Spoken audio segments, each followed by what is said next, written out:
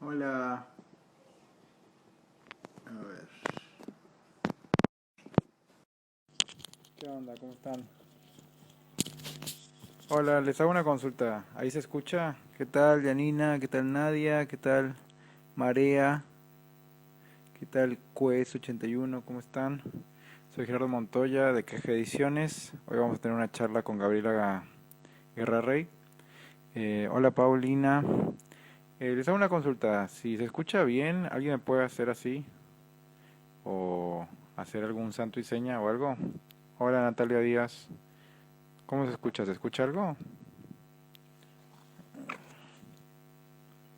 Ah, se escucha bien. Bueno, muchas gracias Marea, muchas gracias Janina, muchas gracias Paulina. Joya. Sí, es que he estado teniendo problemas con estos auriculares. Ahí está Gabriela. Hola Gabriela. A ver, ahí está.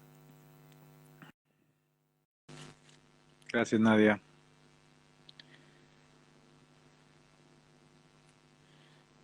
Hola, hola Gerardo, ¿cómo Hola, estás? hola Gabriela, ¿cómo estás?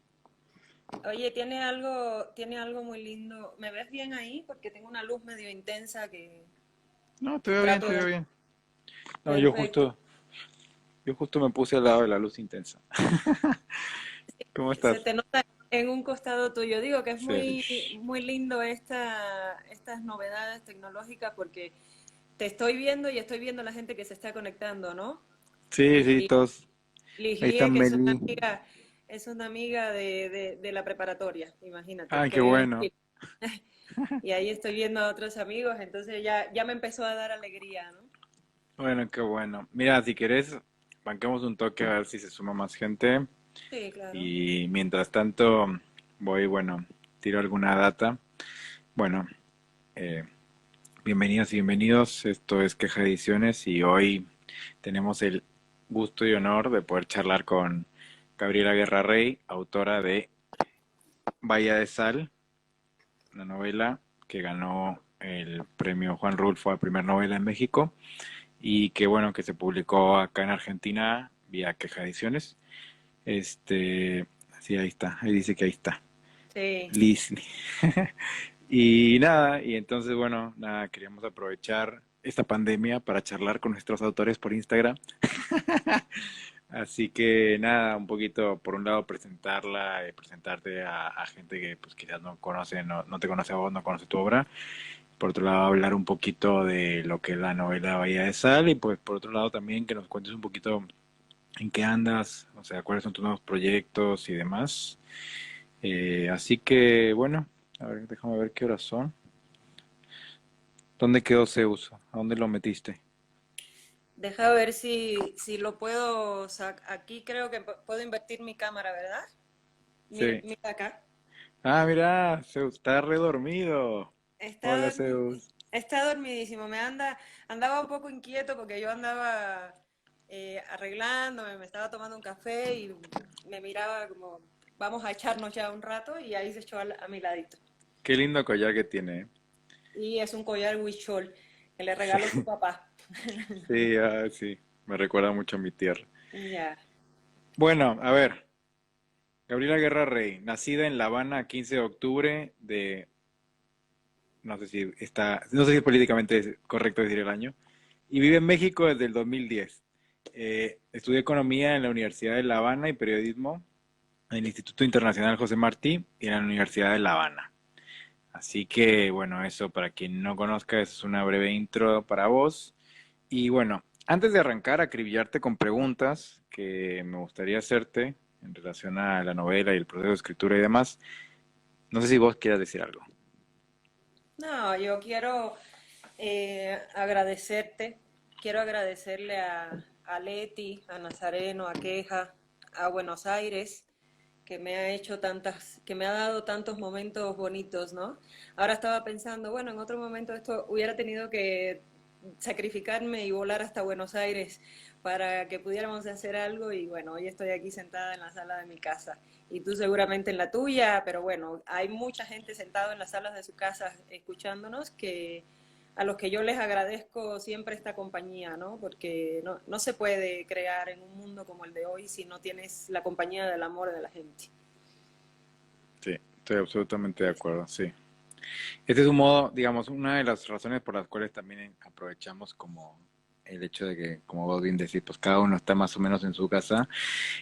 Pues también es eso, es como poder conectar, poder charlar desde lo que nos gusta, lo que nos apasiona, lo que nos atrae a todos, y que es las letras, la literatura, la escritura, y que me parece que es como, pues eso, pues un respiro dentro de la locura que venimos viviendo en estos últimos meses, así que no solo, como vos decís, digamos, es una compañía necesaria para crear en cualquier momento, sino también, yo diría, como particularmente especial y valorada en estos meses.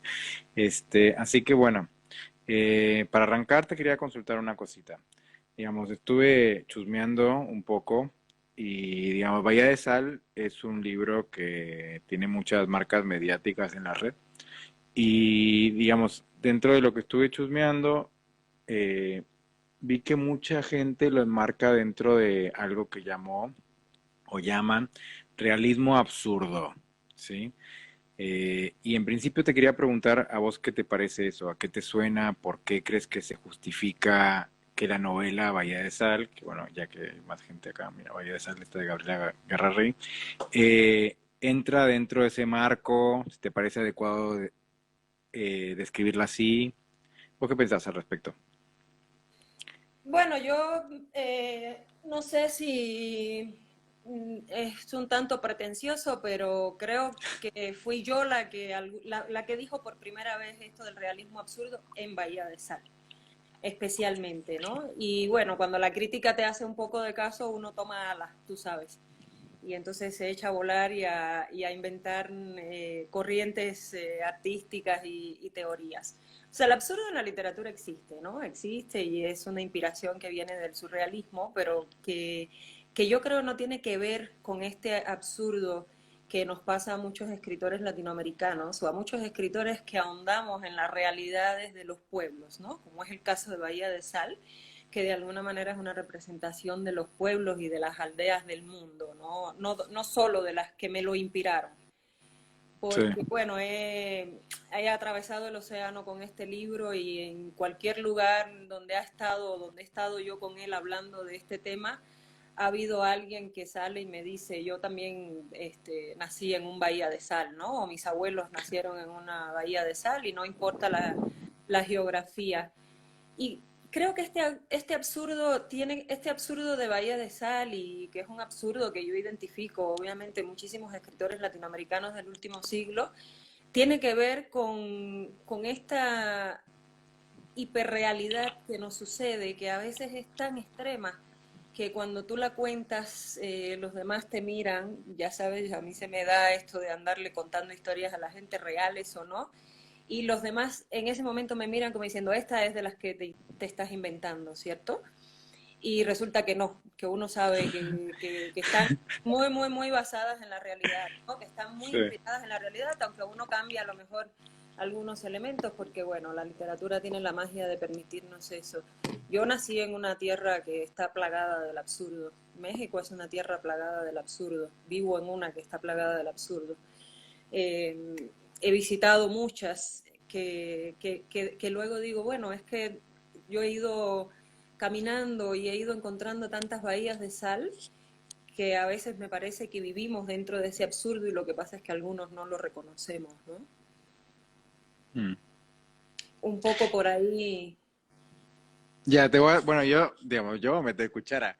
A ver, quiero que me digas por qué te resulta que, o sea, por qué pensás esto, por qué decís que vos creciste en una tierra de muchos absurdos y que México es una tierra de muchos absurdos. Nací en una tierra de absurdos constantes que rodean la vida. Y esa te lo voy a ilustrar de la mejor manera que ahora puedo, que es a través de imágenes que están en Bahía de Sal y que parecería que todo es totalmente ficción y algunas están inspiradas en la realidad. Hace un rato, preparando un poco algo para este encuentro y demás, bueno, regresaba a la novela, ¿no? Y leí algunos pasajes. Es un absurdo que 5 años después de haberla escrito a veces leo y no me acuerdo cómo se me ocurrió escribir tal historia Cl- o tal otra, ¿no? O no, no claro. identifico a mí misma, obviamente sí mi estilo, pero no el momento en que esas historias me llegaron a la cabeza y terminaron ahí en esa novela. Hay una historia que se llama La Inundación o algo así, donde María de la Sal, que es la protagonista y narradora de Bahía de Sal, está regresando, está en la preparatoria pero fuera, ¿no? Interna en una escuela y está regresando al pueblo a visitar a su familia con un amigo. Llegan a través de una lanchita que atraviesa la bahía de Sal, y Sí, cuando llegan allí se tienen que brincar al otro lado y luego subirse a otra especie de lancha que los va a llevar hasta la casa, porque la inundación que hay en el pueblo por los meses de lluvia en esta ocasión es tal que no se puede siquiera caminar, que hay que navegar por las calles, ¿no? Y yo recuerdo cuando estaba terminando de escribir esa historia, ese capítulo en especial, que yo misma me tenía que ponerme, convertirme en juez y parte y decir, no, no estarás exagerando. No le va a resultar a esto al lector, porque además el lector de la novela latinoamericana tiene mucha influencia del boom, del realismo mágico, que es un realismo totalmente absurdo, pero que tú te lo lees y te lo crees completamente, ¿no? Y sí, uno sabe que sucede en realidad, aunque la gente no vuele, hay muchas maneras de volar, ¿no? Aquí María de la Sal en algún momento sale volando también, sale volando y hace un paneo sobre el pueblo para ver lo que está ocurriendo y para darse cuenta de que este pueblo se está convirtiendo en algo que ya había sido antes, que es un pueblo fantasma. Y ahí yo te pregunto, o sea, hay una gran inspiración obviamente en los pueblos y en un pueblo en especial en Cuba donde yo viví, pero yo te pregunto, ¿de qué lugar del mundo son los pueblos fantasmas y no de México? claro, sí, Es sí, sí, sí, inevitable ir haciendo una asociación de una cosa con otra, ¿no? Esta cosa de llegar a un pueblo y darte cuenta que todos los hombres de verdad no están, que ver a un hombre es una cosa rara. ¿Cómo cambia la vida alrededor de un territorio donde no hay uno de los dos géneros, donde la mujer está esperando a que el hombre mande dinero y ella está viendo cómo se arregla la vida? Porque muchas veces tú sabes que el hombre que se fue al otro lado nunca más se vuelve a saber de él. O sea, hay mil historias dentro de cada una de estas situaciones. Hay una historia en el barrio donde yo vivía, se llevaban a pastar a los caballos, que luego, cuando se estuvo haciendo toda la remodelación del casco histórico de La Habana, recrearon los quitrines de la época colonial. sí, Sí, y eran estas carretas de caballo que te iban y que se usaron sobre todo para el turismo, ¿no? Era una cosa, un viaje en el tiempo, llegar a La Habana, subirte en un quitrín de eso y ir a... Bueno, resulta que los dueños de estos caballos y los que sabían prepararlos, domesticarlos, ¿no? Hacer todo el cuidado de ellos para estas funciones, eran de mi pueblo. De un mira, pueblo al que me fui a vivir pequeña, con 10 años, ¿no? Y que se sí, terminó convirtiendo en mi pueblo y que, bueno, me ha inspirado muchísimas cosas.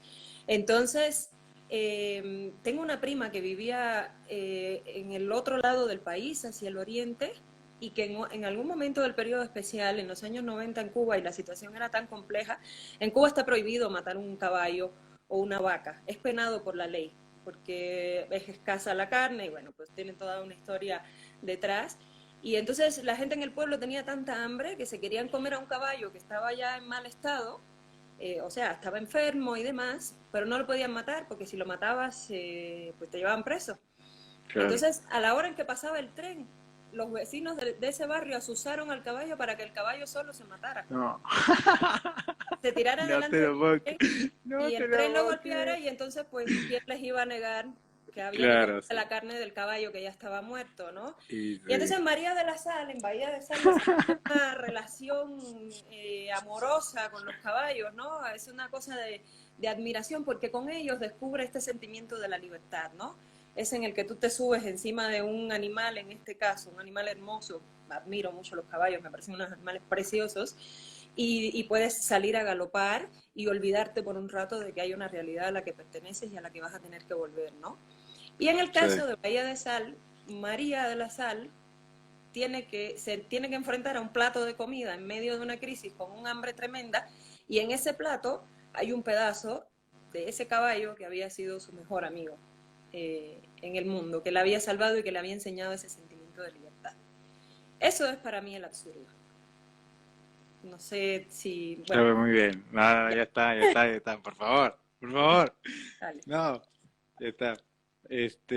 Digamos, bueno, yo voy a saltar a otra cosita que me gustó mucho de cómo, digamos, de que me parece que en parte como atraviesa algo de la novela que tiene que ver como que todo el tiempo está algo de esto de como del más allá, ¿viste? Como de una búsqueda de, más bien, de que hay otra cosa allá a lo lejos que no necesariamente es sabida por los personajes y que, de hecho, al principio de la novela un poco como que gente baja y en algún punto como emigra en balsas que no se sabe muy bien qué onda y que hay dichos de las abuelas acerca como de los tiburones y los cadáveres y demás y que me parece hermoso el lugar de las abuelas.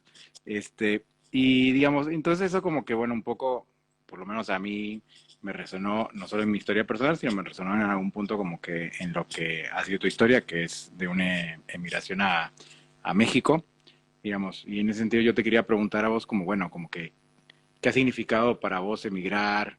¿Cómo eso jugó en relación a esta novela en específico?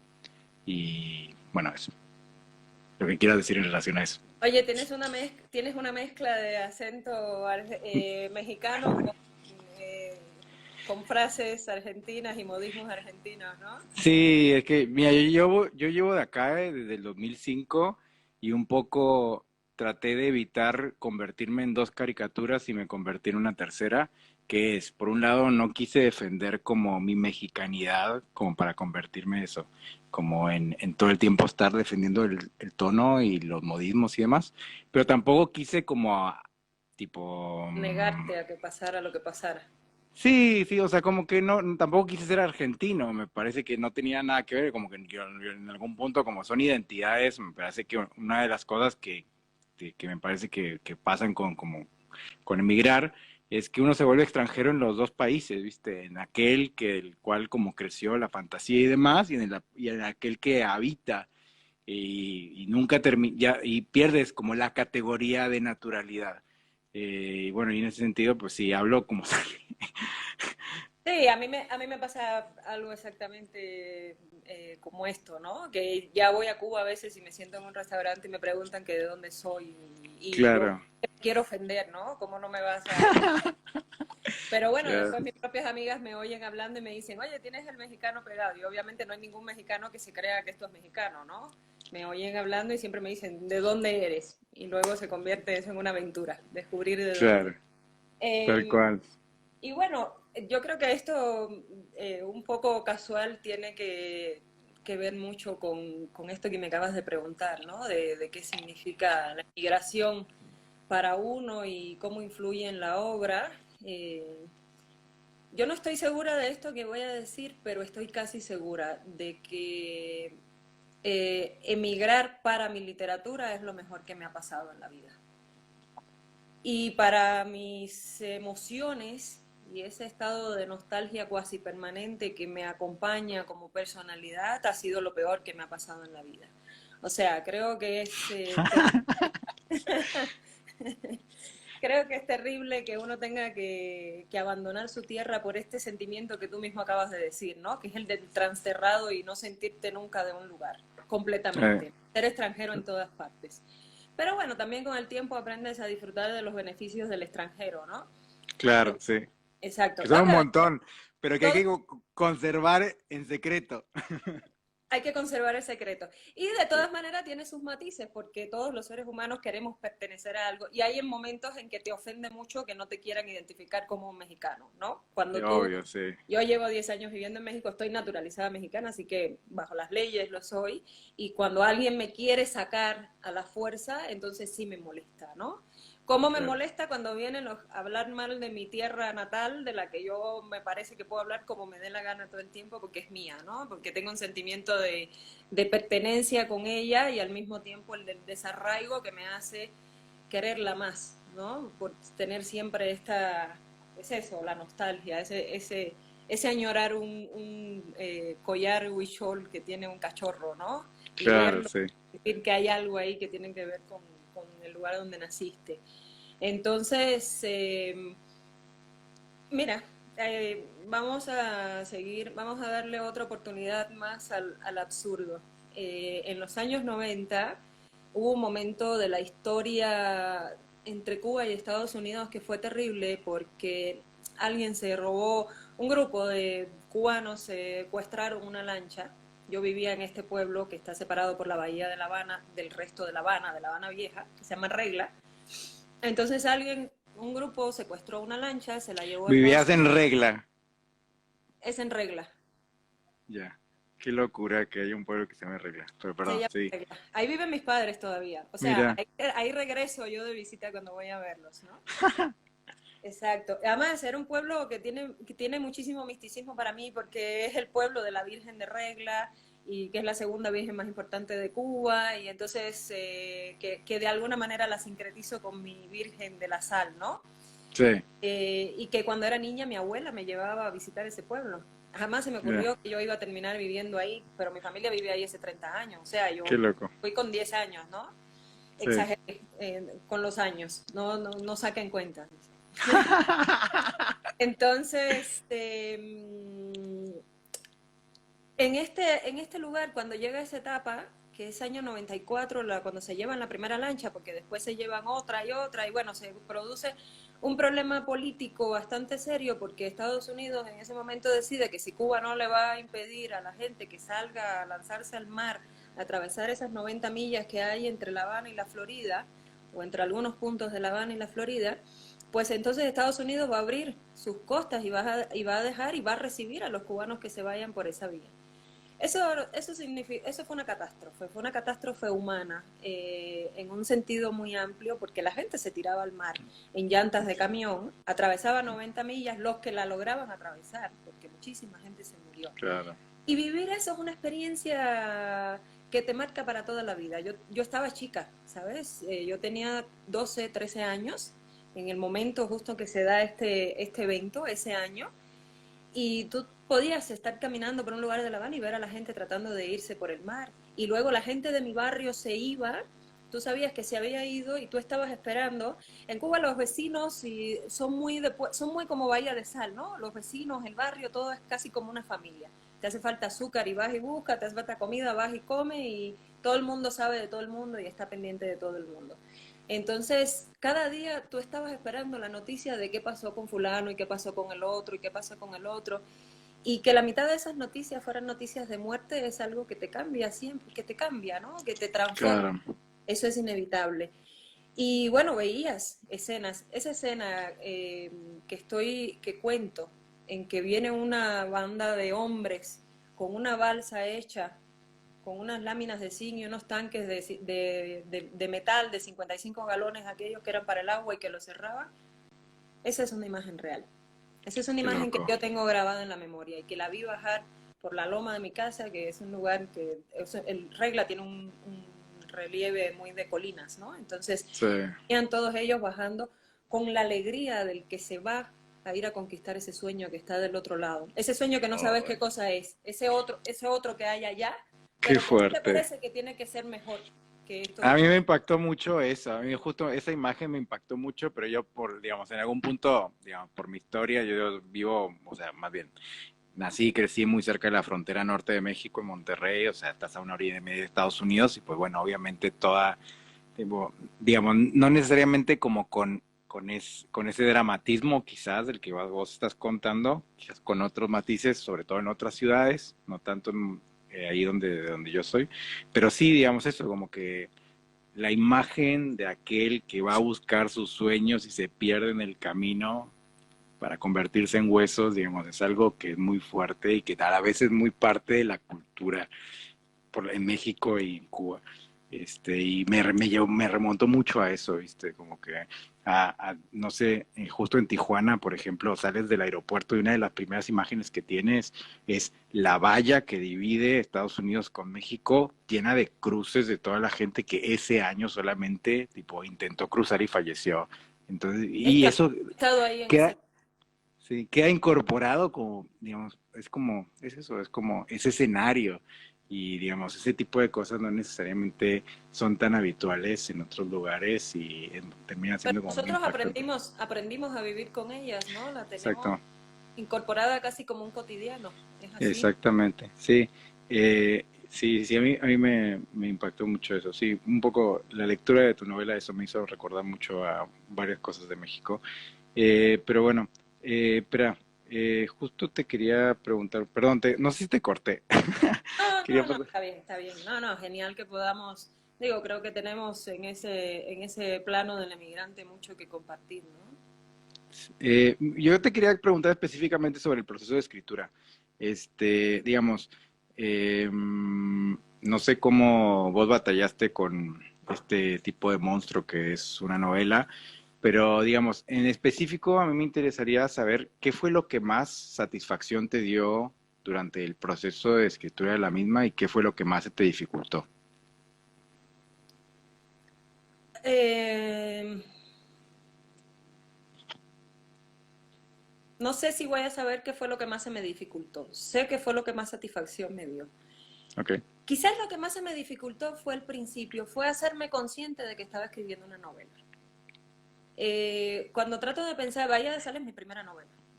Es una novela no planeada. O sea, jamás se me ocurrió que estaba escribiendo una novela, hasta que vino alguien a decírmelo, ¿no? Escribí una historia, escribí otra, no sé, cuatro o cinco, y me di cuenta que yo estaba rescatando cosas que tenía en la memoria de niña y cosas que me habían pasado después, que me habían pasado después en los años del periodo especial en Cuba, que fueron años que nos marcaron a todos, porque como esa situación de la gente atravesando el mar en llantas de camión, tantas otras, ¿no? Tantas otras que tocan las fronteras de ese absurdo al que nos habíamos estado refiriendo. Y bueno, imagínate, brutal, ¿no? 5 años de vivir en México, de haber vivido como periodista. Todavía cuando escribí Bahía de Sal vivía como del periodismo, y era editora en una revista de inversiones. Viajaba frecuente, había trabajado en un canal de televisión, entonces había empezado a conocer el país por dentro, le estaba conociendo sus venas, sus tuétanos, sus arterias, y eso me hizo sacar todo aquello que estaba antes dentro de mí desde que era una niña. Por eso pienso que cuando pasen 10 años más empezaré a escribir las historias sobre México. Bueno, ya he escrito Claro. alguna, pero no es algo, como que quizás necesito, ¿no? Que pase mucho el tiempo y que maduren mucho las emociones vividas dentro de mí para que esas emociones se conviertan en literatura, lo cual no quiere decir que a veces experiencias más recientes se convierten en automático en literatura, pero porque tienen un nivel de intensidad que tú percibes desde el primer instante, y en este no. En este era reconocerme como extranjera, reconocerme como reconocer lo que me había sucedido y cuáles eran las consecuencias y las dimensiones de la decisión que yo había tomado, ¿no? Que era tomar un avión sin boleto de regreso. Entonces, un día empecé a escribir una historia y otro día escribí otra, y sin darme cuenta yo estaba todas ubicadas en el mismo lugar, que entonces todavía no se llamaba Bahía de Sal, aunque la bahía se llamaba Bahía de Sal y el pueblo sí. eh, Giraba alrededor de los mismos personajes. Había una familia central donde estaban estos dos niños, ¿no? Que era María y Alejandro, y entonces todo un grupo de niños alrededor de ellos. Y así escribí varias, con esa angustia de estar sacando de adentro tanto pasado. Ok. Por eso pienso que quizás ese fue el momento más difícil, arrancarme. Mm. Y un día se la pasé a un amigo, ese amigo la leyó y me dijo, bueno, es que no sé si te has dado cuenta, estás escribiendo una novela, ¿no? Entró un susto tremendo, ¿no? Le dije, te volviste loco, ¿cómo va a ser una novela? Pero a los 3 días ya la novela estaba incorporada en mí, y desde ese momento se produjo un acto de magia, que ahí es donde me pasa esto que te decía, que no sé cuándo escribí esas líneas, en qué momento y bajo qué estado. Sí recuerdo todavía en mis emociones que era un estado de gracia, que era una cosa mágica que me ha vuelto a ocurrir después en el tiempo, a lo mejor con algunas creaciones cortas, con cuentos, con relatos, con otra Mm. novela no. O sea, después de esta tengo 2 novelas escritas, otro libro testimonial, y me costó. Y por momentos lograba ese estado. En Bahía de Sal fue un hechizo, fue una fiebre. Me perdí ahí, estaba terminando el trabajo en este editorial. Ya yo sabía que me iba de la editorial, por tanto no le estaba entregando a la editorial todo lo que le había entregado en los años anteriores. Me aligeré un poco de ese peso porque iban a cerrar la revista donde trabajaba y yo sabía que tenía un tiempo determinado y me iba.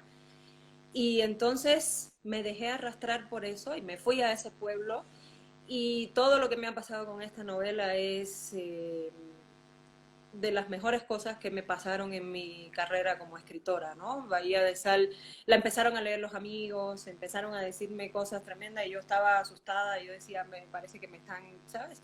Me están pasando la mano, así, me están ayudando.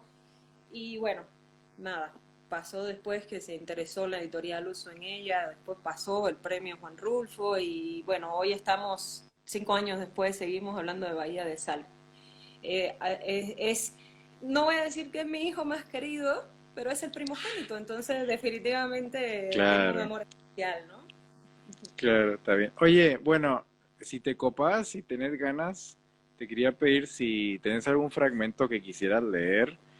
eh, Nada, estaría lindo. Si tenés el libro a mano y nos quisieras Mira, compartir un... aquí tengo las dos, déjame acercarme a esta luz que es como de tortura, pero bueno, es casi imprescindible.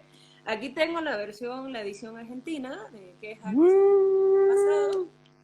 que hoy estuve leyendo de esta, ¿no? Para sentirme más cerca, y aquí tengo la edición española. Española. Así es. Que bueno, está claro, como tiene más años, está, ya la ves ahí con sus marcas y demás.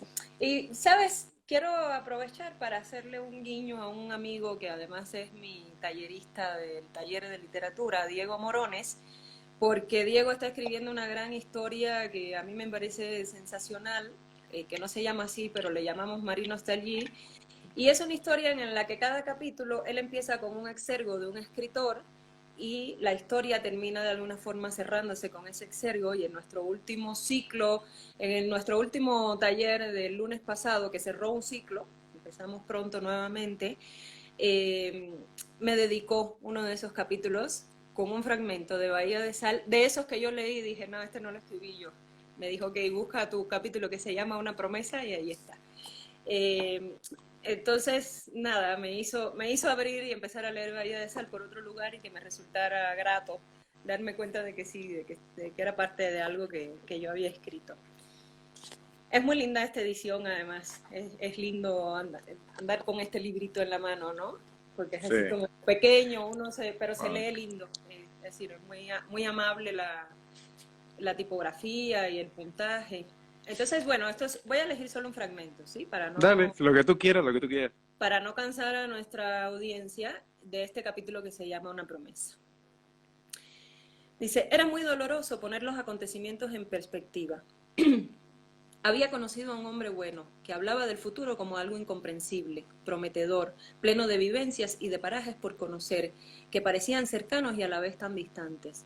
Marcelo era un hijo de familia. Me había besado una tarde mientras el sol se desgajaba en colores detrás de las caballerizas alrededor de la escuela, recordándome los soles de la infancia en la ciénaga, antes de que hubiera molinos y trenes, cuando los alcatraces se extraviaban en los manglares y junto a los mocosos nadaba yo libremente con la presencia perdurable de viejos pescadores y sus largas varas inmóviles en el agua.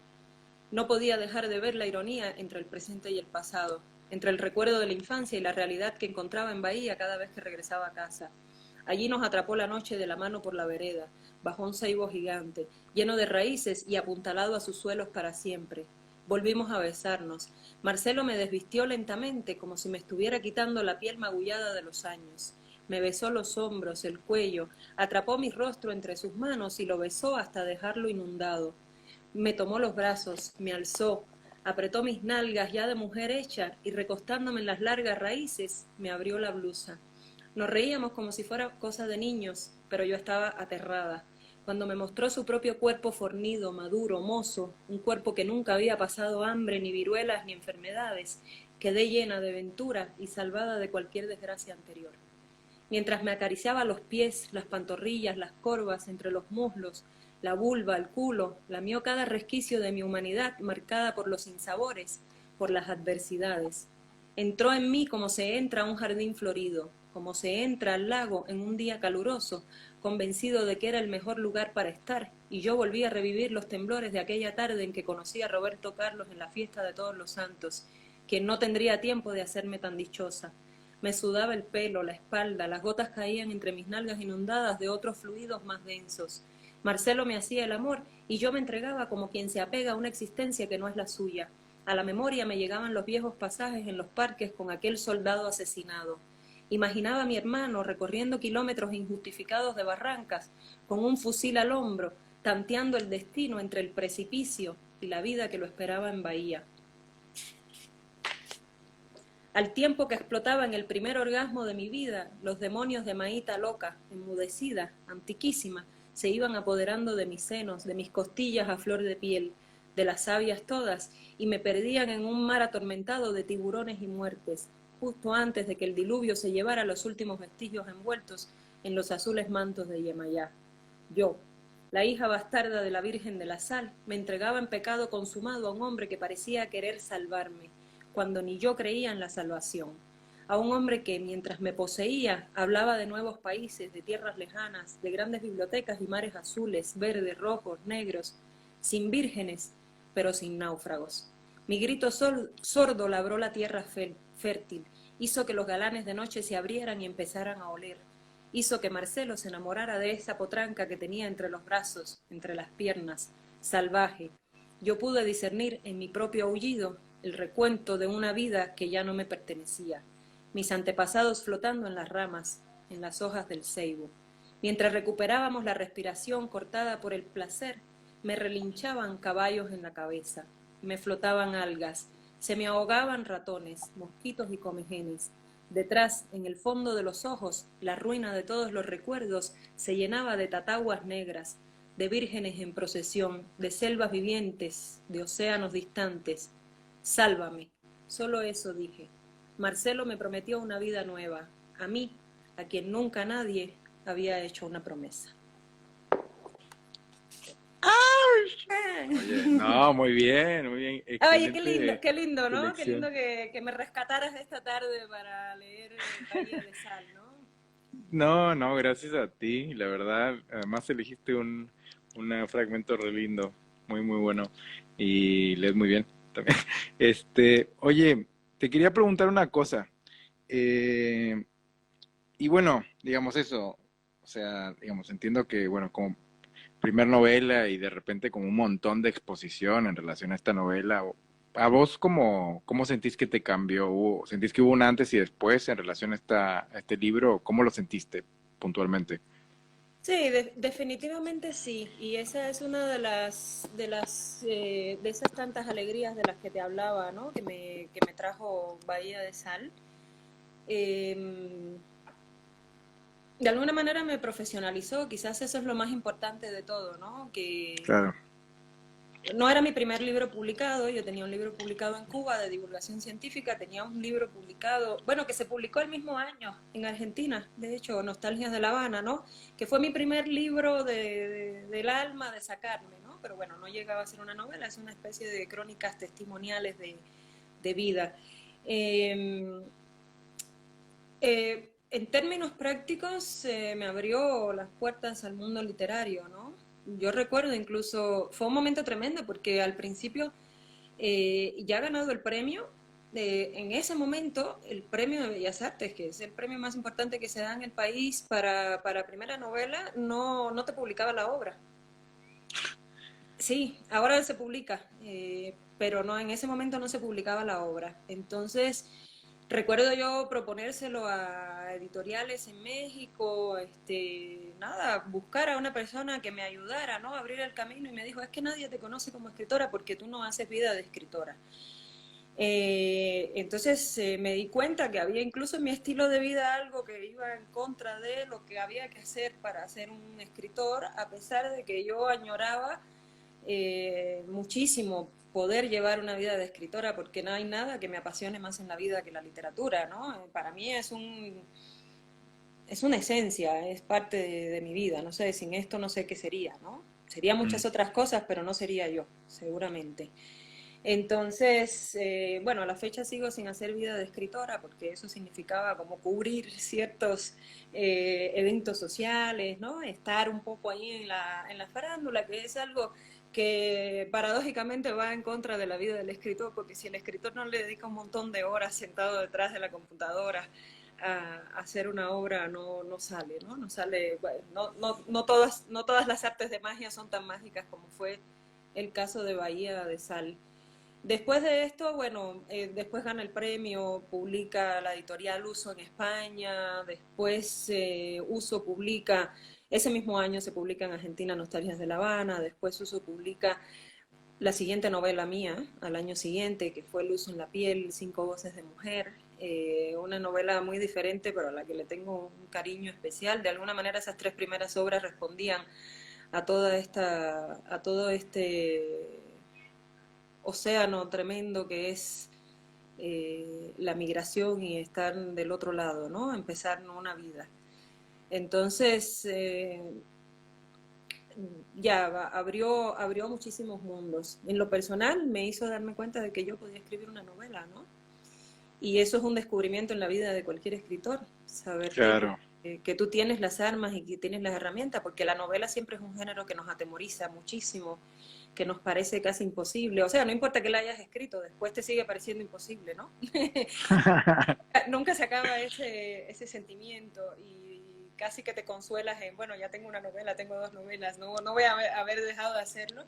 No es cierto, yo sé que lo voy a, me parece un género un poco como la vida, ¿no? En una novela pasa todo, pasa tu vida completa. Yo corro maratones y todos en el deporte dicen que el maratón es como la vida, ¿no? Que en esos 42 kilómetros que vas atravesando te van pasando cada cosa que te sucedió realmente desde la niñez y cuando terminas ahí te das cuenta que el gran reto no fue llegar al kilómetro 42, sino haberte preparado durante toda la vida para ese momento. Entonces la novela a mí me abrió eso y fue un descubrimiento enorme de lo que yo podía hacer, ¿no? Después de haber corrido un maratón y de escribir Bahía de Sal me sentía poderosa, me sentía que no había nada que yo no pudiera hacer. Entonces, sí, es un cambio definitivo en mi vida. Lo fue, ¿no? A veces Eh, lo recuerdo con cierta nostalgia, ¿no? Ese estado de gracia, porque claro, cuando te haces un escritor profesional te das cuenta que no era tan lindo como tú creías que era. Te da muchísimo trabajo, tienes que emplear muchísimas horas en hacer cosas que no son precisamente las que quisieras hacer, pero que son necesarias también para esa vida de escritor y bueno, se convierte en una responsabilidad enorme, ¿no? Creo que es lo peor. Se convierte en una responsabilidad y Cortázar decía que eh, el escritor tiene que estar a la altura de su obra, coincido con esa frase, pero me parece un karma enorme, que no es fácil, ¿no? Que va a marcar tu vida para siempre. Y bueno, ojalá que pueda estar, que yo pueda siempre sentirme a la altura también de la obra y que la obra logre estar a la altura de la persona que yo quiero ser y de la escritora que quiero ser, ¿no? Todos son ambiciones, nada más. Bueno, y en ese sentido, en ambiciones, no sé, ¿en qué estás planeando? O sea, ¿tienes nuevos proyectos? ¿En qué andas? Cuéntanos un poquito. Estoy, estoy haciendo, fíjate, es un momento, la cuarentena ha sido algo duro para prácticamente toda la humanidad, ¿no? Para mí no lo ha sido menos, no ha sido mi etapa más creativa en un sentido, o sea, literario. Cuando llegó la cuarentena, estoy escribiendo una novela hace como 2 años. Aquí voy a aprovechar para mandarle un querido abrazo a mi amigo argentino Eduardo Gottman, que sé que está ahí publicado, autor de El último chiste del gran Jacobi, de otros tantos libros y bueno, alguien que es especial para mí, que siempre me dice, no, si estoy escribiendo ya mi última novela, voy por la primera página, ¿no? Y 6 meses después me puede repetir la misma cosa. Bueno, esto es real. Hace 2 años que voy como entre la página 25 y la 60 de una novela. Y al final, o sea, no quiere decir que no escribí esa novela. En medio escribí otro libro de experiencia de vida testimonial con la montaña, porque he hecho deportes de montaña durante mucho tiempo, una novela, tengo 2 libros de cuentos escritos con un escritor a 4 manos, con un escritor cubano, que hace 40 años, cuando yo era una niña, trabajó algunos libros. Él y mi padre publicaron el primer libro que se escribe sobre el Che después de muerto el Che.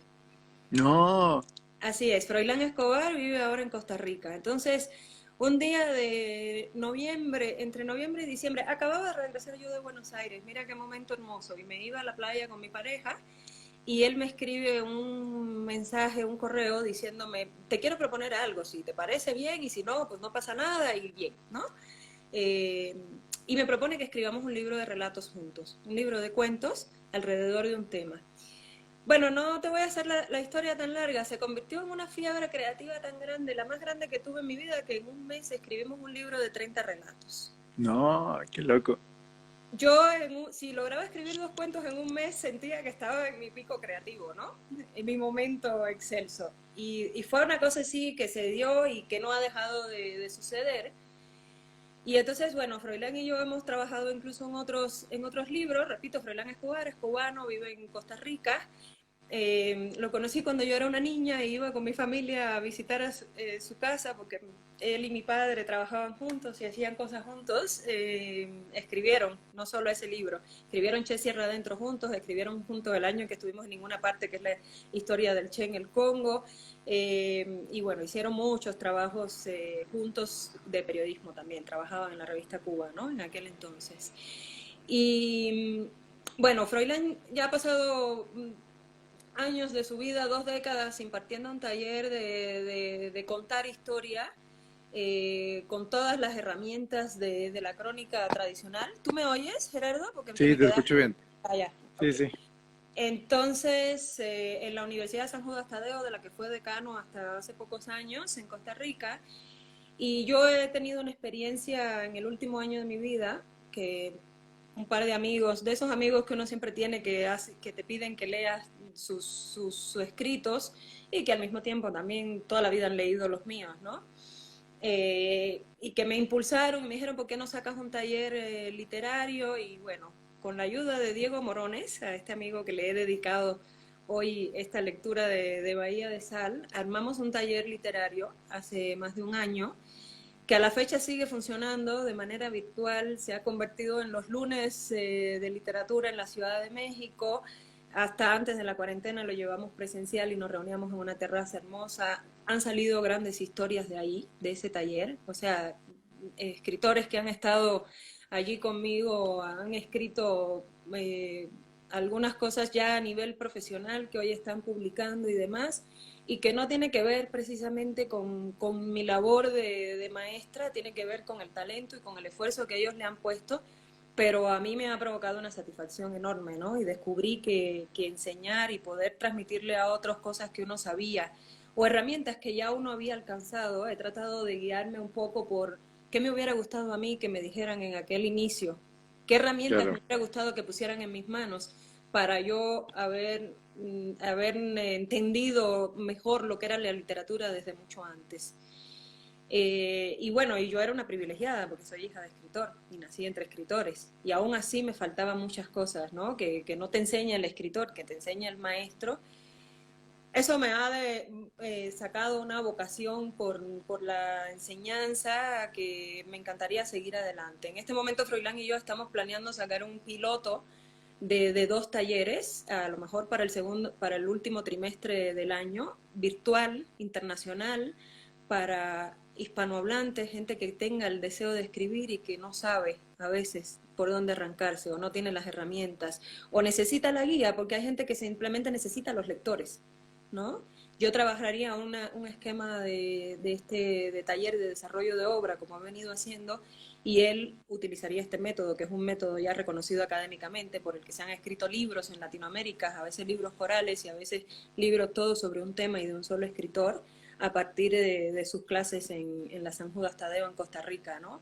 Entonces, eso es algo muy bonito, estoy vinculándome a la academia, estoy haciendo el proceso para estudiar una maestría en letras. ¿Ves? Cuando me presentabas al principio, yo estudié economía. Esa Claro, fue sí, sí, mi sí, sí. carrera de formación. Después estudié periodismo porque la vocación me llamaba y entonces hice un diplomado de periodismo, me profesionalicé como periodista, he trabajado muchos años como periodista, una profesión que me apasiona, pero bueno, quiero yo también recibir toda la capacitación que creo que necesito para luego poderlo compartir, porque me parece una labor hermosa y porque me da muchísima satisfacción, ¿no? Y bueno, me ha hecho de grandes amigos. Qué Uno también. lindo. Sí, está bueno, está muy bueno eso. Oye, pues bueno, pues la verdad que en principio nada, agradecerte tu tiempo, un gusto que te hayas dado este momento como para poder compartir un poco de en qué andas y un poco de lo que fue la experiencia tuya con Bahía de Sal, y un poco de tus nuevos proyectos. Me parece súper interesante esto de lo del taller que están armando. Eh, voy a estarlo chusmeando yo por mi cuenta pronto. Cuando lo saques, por favor, como difundilo. Sí, sí. Y, ¿Y qué te iba a decir? Oye, mira, acá tengo una pregunta que no se ha movido de la pantalla y que bueno, que tenemos acá a Matías Scott que está preguntando puntualmente por tu mirada acerca de la Revolución Cubana. No sé si quieras hacer algún comentario al respecto. Es un poco complejo porque puede ser una respuesta, puede haber muchas respuestas diferentes. Esto ya lo dije alguna vez y creo que siempre responde esa pregunta, ¿no? Tengo una admiración especial por el pueblo cubano, por la gente cubana, no solo porque yo soy cubana, sino porque han tenido una sobredosis de resistencia en el tiempo, ¿no? Cuba está en crisis desde que la conocemos, desde los aborígenes prácticamente. Tuvo Qué pequeños, loco. pequeños momentos de bonanza, quizás en la época en que la industria azucarera, ¿no? Se convirtió en el gran avatar de la isla en el mundo. Pero es un pueblo sufrido, es un pueblo aquejado por muchas situaciones, por las separaciones, por las crisis económicas, por la circunstancia esta de vivir rodeado de agua y de no poder salir de ella con facilidad, y por un gobierno que sin duda tiene 60 años en el poder y que no me parece a mí que ningún pueblo merezca un gobierno que no te permite el cambio, ¿no? Entonces, que no te permite la sustitución, que vengan las nuevas generaciones a hacer cosas nuevas por la tierra. Cuba es un país muy rico en muchas cosas, pero muy pobre en otras. En recursos en general es un país pobre, ¿no? No tenemos grandes riquezas petroleras, no tenemos tenemos una belleza natural de los climas que son cálidos y sabrosos, ¿no? Y abiertos, somos muy liberales, entonces hay una magia allí que la gente se la lleva y que el que nació allí la arrastra por el resto de la vida. Y hay también mucha tristeza acumulada, ¿no? La revolución ha sido un fenómeno que ha traído de todo, grandes cosas, ¿no? Los cubanos, yo le debo a la revolución haber estudiado tantas cosas que pude estudiar en ese momento y pasarme de una carrera a otra y hacer lenguas y tener una gran formación. Eh, pero bueno, hay otras cosas que no se las voy a perdonar nunca, ¿no? El miedo con el que uno aprende a vivir, el temor siempre a que los sueños no pueden ser realizados, ¿no? Entonces, no puedo seguir hablando porque podría estar hablando de esto 2 horas. Bueno, mira, si te parece, cerramos con esta pregunta que un poco conectado con lo que estabas diciendo antes. Que acá dice Ania Galano que si tuvieras un consejo a los muchos que queremos escribir, un solo consejo, ¿cuál sería? Hay que... La escritura es un mundo paralelo. Es un mundo paralelo y si no se te produce naturalmente, tú tienes que dejarte arrastrar ahí. Hay que olvidarse de que el resto del mundo existe. Hay que dejar los pudores. Hoy me hablabas de prejuicios, ¿no? Hay que dejar los pudores en todas las orillas alrededor de esa isla que es tú y la escritura.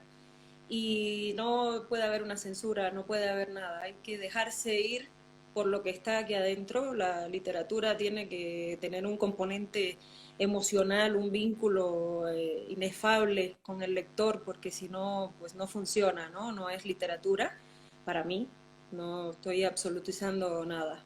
Eso, dejarse ir, dejar que la magia te atrape. El que llegue a vivir eso, el que llega a disfrutar ese momento de creación, yo se los aseguro, es un viaje sin regreso. No hay vuelta atrás. Pero es el mejor de los viajes, vale la pena. ¡Charán, chan, chan, chan! Y bueno, y yo creo que por esta noche, Gaby, te agradezco un montón de nuevo tu tiempo, un montón de gracias por tu lectura. Y nada, y pues, pues ojalá tengamos novedades de ti pronto, de tus nuevos proyectos y de tus nuevos talleres. De nuevo, pues, no, agradecerte también que, que, pues, bueno, que tires el celular. No, Es que no, se ha puesto, no sé si es por las cosas que dijimos, pero está muy caliente el celular, ¿no? sí, no, sí, eso. Lo que pasa después de tanto tiempo transmitiendo en vivo se empiezan a derretir. Así que bueno, dejaré ese agradecimiento en suspenso que no sé para dónde iba. Así que bueno, te mando un abrazo muy grande desde acá, Argentina. Y pues bueno, pues ojalá pronto nos podamos cruzar en algún lado, ya sea en mi tierra o por acá. Y bueno, ojalá tengamos noticias de vos pronto. Muchas gracias a toda la banda que estuvo acá en la lectura con Gabriela Guerra Rey. Les recomiendo un montón Bahía de Sal. Lo pueden conseguir por Queja Ediciones, quejaediciones.com. Y pues nada, pues gracias, buenas noches, que estén muy bien. Muchas gracias Gerardo. La verdad es que te agradezco en el alma todo el trabajo que me has ayudado a hacer para salir hoy. A Leti le quiero mandar un beso especial. La verdad es que me siento muy orgullosa de Queja, ¿no? Y de lo que Queja ha estado haciendo desde que yo la conozco. Que el otro día le decía, qué mejor que sentirme un soldado de este ejército de amor y letras que Leti, tú, Nazareno, todos han ido formando, ¿no?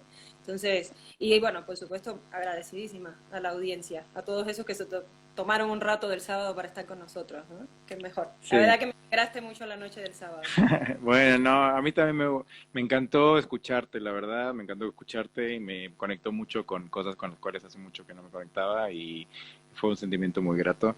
Y además eso, me encantó lo que leíste, la verdad. Así que bueno, banda, por favor, apuesten a los escritores vivos. Hay gente que escribe, hay gente que quiere vivir de esto, hay gente que escribe muy bien. Así que por favor dense el gusto de leer escritores vivos. Bueno, buenas noches, muchas gracias a todos y pues nos vemos pronto. Chao. Gracias, bye bye. Gracias, Gerardo.